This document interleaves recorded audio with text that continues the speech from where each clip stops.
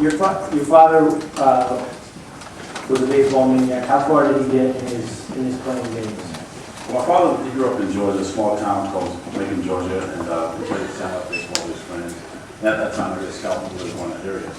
Not saying he wasn't good enough to make it anyway, but yeah, there was a big desire for baseball. He had a lot of guys out in Tampa, Dwight grew up, and he also had myself become where I was, as well as my nephew, Gary Sheffield. At an early age, he went out for working to the football park and work with, so he has this dream through up. You discuss in your autobiography your relationship through your father through baseball. Can you tell us a little bit about how it worked with him and you and the father-son dynamic growing up? That was nice. It was very important. I had my father there as a support through not only my little games, but also taking part in my school activities, whether it was field trips or different things that was going on in school. So I tried to do the same thing with my kids. When I was going through my struggle, it was very tough, but now things are going good for me, so I'm able to take part in my kids. What point in your life did you know that you had the potential to go to the big leagues?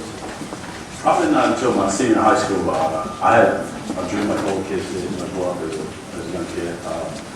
Once I got to high school, I started to flow with it and become kind of dominant in high school. And the scouts started coming around from my junior year of high school. And not really until my senior year, I thought I had the ability to make it. But you really don't know, because even when you get drafted, you play these guys that are the best of their school in different states, and then you start having pretty rapidly once you get drafted.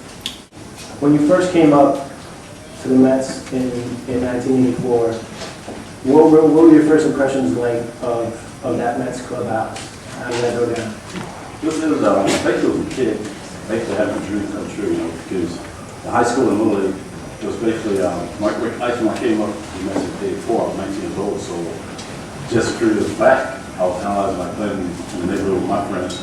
One to be Pete Rose, one to be Mike Schmidt, one to be Nolan Ryan. So first time around when I was playing, it was just like almost being a fan and winning, a trip or winning some type of I can't find it out, but when you get picked to join and play with your heroes. But after probably once got to also break, felt that you fit in and things like that pretty well for me. Why were the 86 Mets and that era of Mets, let's say from 85 to 88, what made you guys so great? I think one of the things was when they talk about chemistry, but I think a big thing was we had a good mixture of veteran players as well as young players, and a lot of us played together in minor leagues, so we knew each other's well on the field, we did off the field. A lot of times if we was on a road trip, if you wanted to eat, they had 25 guys in the roster, we'd do at least 15 guys in the same restaurant, just hanging out. The guy was screwed up, whether it was on the field, off the field, guys would call you out and And off the field, what made you guys so bad, so combustible? Just to be real. I think, to be real, I think most of it, we had a lot of confidence. A lot of times you can get confidence and confidence mixed up. We had a lot of confidence, we believed in ourselves. And 84 we came pretty close. And the next year coming to spring training, we just knew we had a good team, we had good chemistry, we believed in one another. Not that we always got along, but I think David Johnson set the tone really well as a manager. What was his attitude toward the players? How did he deal with this bunch of diverse characters? David was great. He was what you call a player's manager. If the guy broke a rule, he would call you off his helmet. He never, blasted his player with paper or anything like that. One example that stands out more, I remember in '86 when we beat Astros with the 12s. We kind of destroyed the plane coming back to New York. A little bit more. Can we get a little more specific?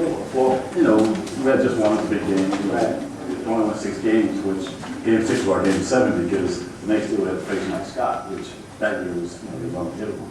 So basically a lot of drinking, a lot of yelling, pool fights and all that in the plane. So the next day at Shea, we had a team meeting before we worked out, and Frank Cashin was the general manager at the time. Gave David a bill, a plane bill. David had it, and he wanted us to, Cash wants to pay for it, so David basically said, we just want the championship, and balled up and threw it, it was just a usual. At that time, I was a guy. Do you have any sympathy for Buckner when you look back at it? We love Buckner, we tried to give him a ring.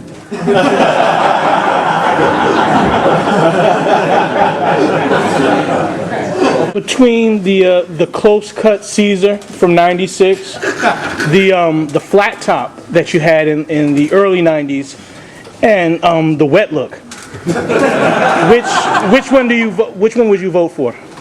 Which one do you think really represents Dwight Gooden? If I had to pick out of the two, probably the flat top, I would say.